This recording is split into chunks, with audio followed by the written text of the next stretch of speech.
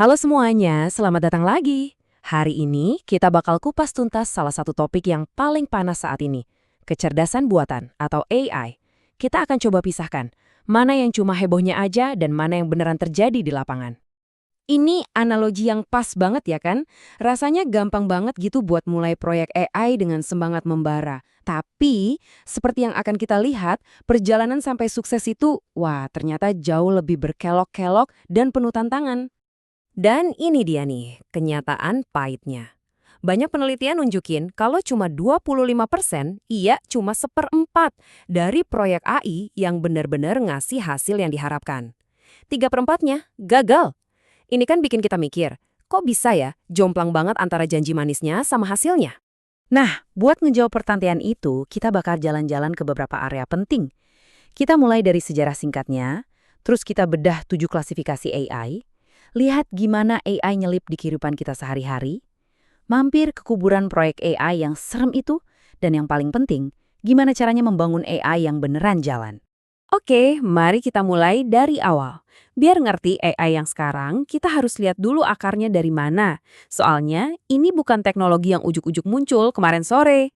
Yang menarik banget dari timeline ini adalah kita jadi bisa lihat kalau evolusi AI selama lebih dari 70 tahun ini bukan jalan lurus yang mulus. Sama sekali bukan. Ini tuh serangkaian lompatan besar, terus ada masa-masa sulitnya yang disebut musim dingin AI, dan akhirnya ledakan pertumbuhan yang kita rasain sekarang ini. Nah, istilah AI itu sering banget dipakai, seolah-olah cuma ada satu jenis, padahal aslinya luas banget. Sekarang kita akan coba pecah-pecah jadi beberapa bagian biar lebih jelas, biar kita bisa bedain mana yang fakta sains, mana yang cuma fiksi ilmiah. Biar gampang, bayangin aja mobil. Kita bisa lihat AI dari dua kacamata. Pertama, kemampuannya. Seberapa jago dia? Kayak seberapa kenceng mobilnya. Terus yang kedua, fungsionalitasnya. Gimana cara kerjanya? Nah, di bagian ini kita fokus ke 3 tingkat kemampuannya dulu ya, buat misahin mana yang nyata, mana yang masih mimpi. Oke, pertama dari sisi kemampuan, ada yang namanya AI sempit. Dan ini penting banget nih buat dicatat. Semua AI yang kita pakai sekarang, mau itu Siri, ChatGPT, apapun, masuknya ke sini. Mereka itu ibaratnya spesialis yang jago banget.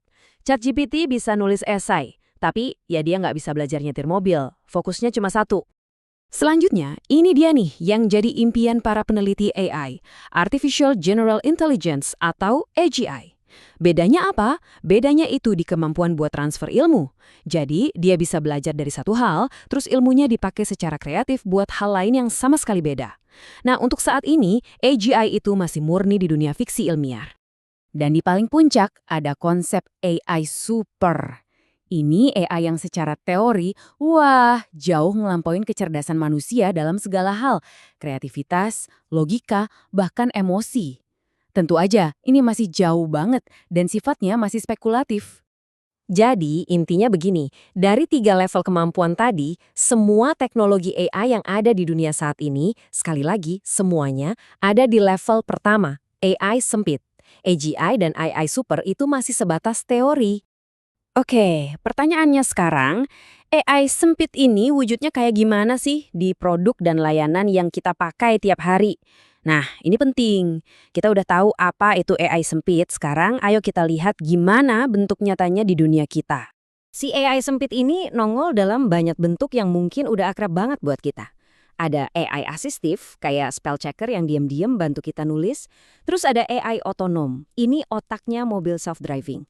Kita juga ngobrol sama AI percakapan tiap hari lewat Siri atau Alexa.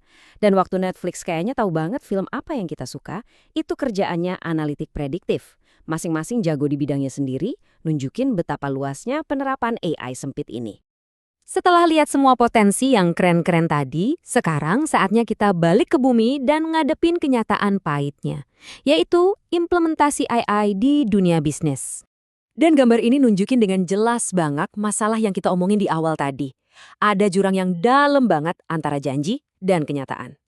3/4 dari semua proyek AI berakhir di sini, di kuburan, karena gagal memenuhi ekspektasi. Kutipan ini benar-benar kena di intinya. Gampang banget kan kita terpesona sama demo yang kelihatannya wow, Tapi perjalanan dari sekedar prototipe keren jadi sistem yang beneran bisa diandelin, terintegrasi, dan ngasih untung buat bisnis, wah itu tantangannya gede banget. Tapi tenang, bukan berarti nggak ada harapan. Ada kok caranya biar nggak berakhir di kuburan proyek AI.